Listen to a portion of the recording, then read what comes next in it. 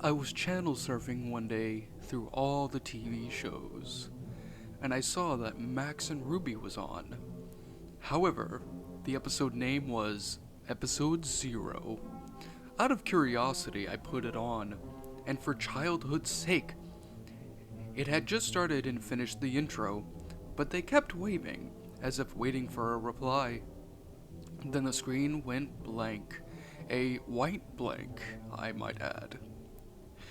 Waiting for the next move, the screen turns into snow, and then the screen distorts as Max enters the room.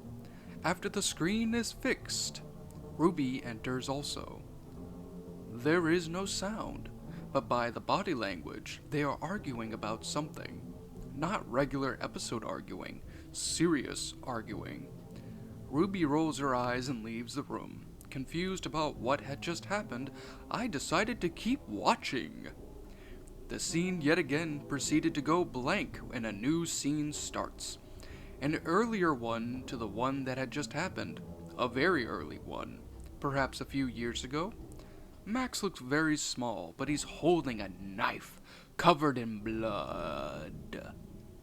As the screen is distorting and stretching again, you can still see Max walking across the kitchen with the bloody knife, with the blood dripping.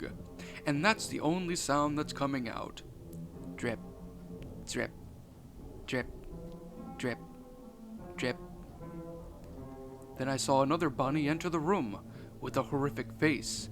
The face had black stone-cold eyes, almost no nose and a mouth that stretched from ear to ear. Max goes and stabs the bunny several times in the chest. It falls to the ground, the body limp. The sound was so realistic, it sounded like it actually happened in my room. On edge, I go to change the channel, but it doesn't change. I'm stuck on this channel. So when I go to unplug the TV stays on, so I kept watching. All Max says is, "Happy birthday from Mommy and Daddy and me, Richie." That's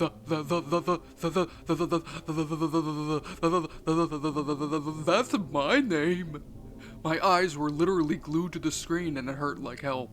A new scene starts where Max is in Ruby's room. Ruby, not tolerating this, slaps the shit out of him. Hard. A scratch appears on his face and a small line of blood follows.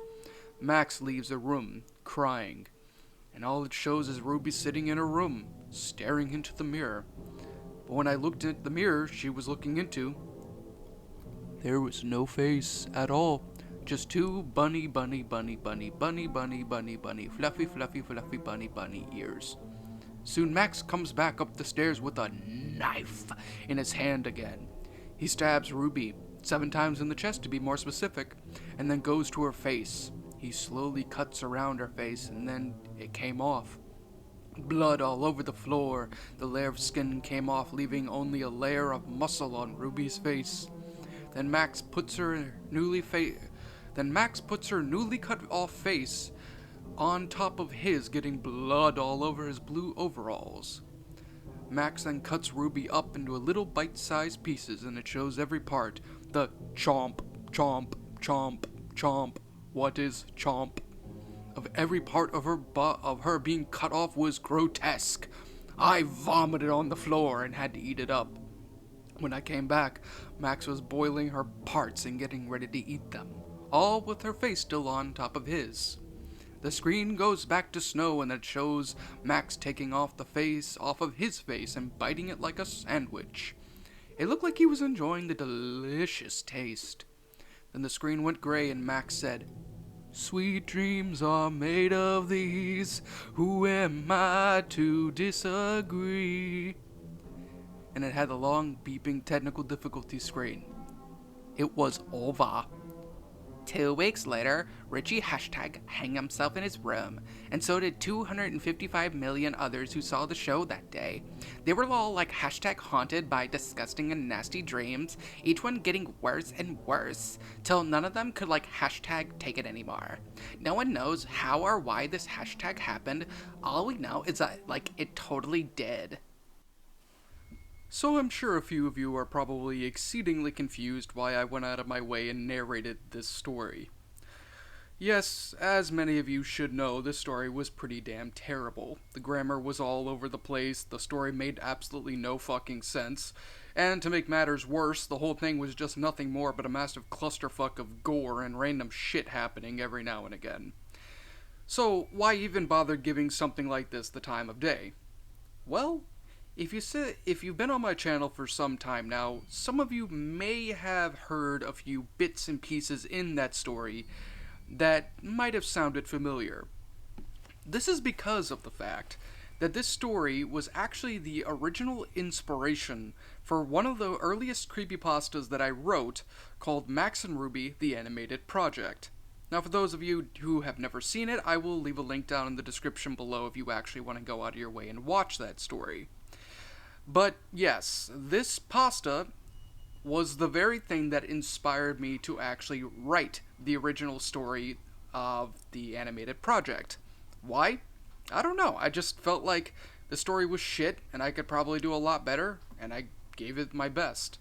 Now, I'm not sitting there and trying to crap on the original author of the story. They were probably a kid who made this story, and I'm sure that they've definitely made some massive improvements as the years and everything have went by.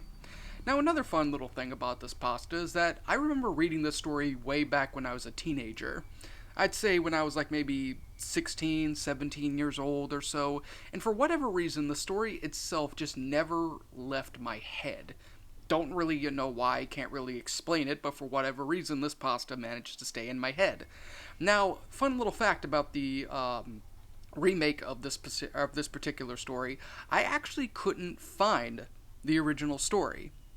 This specific story that I narrated. I actually went through multiple different channels just to try and find this story, but I couldn't find it at all.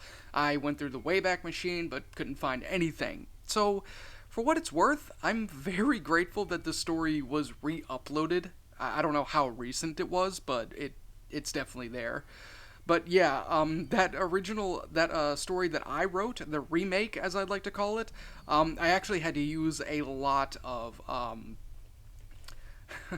I actually had to use a lot of memory, like just bits and pieces from that story that I remembered, and yes, I did incorporate it into the story. So, first and foremost, I just wanted to sit there and say it because some of you are probably confused why I went out of my way and read such a stupid story. This is the reason why.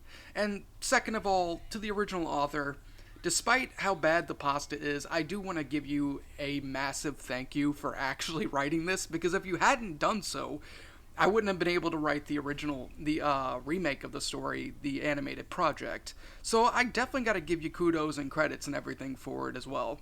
And if you're out there, I hope you're doing well, I hope you're doing fantastic, and I hope you keep on doing whatever it is that you enjoy doing, whether it's writing, artwork, or whatever it might seem to be. I truly do hope you are amazingly successful at life.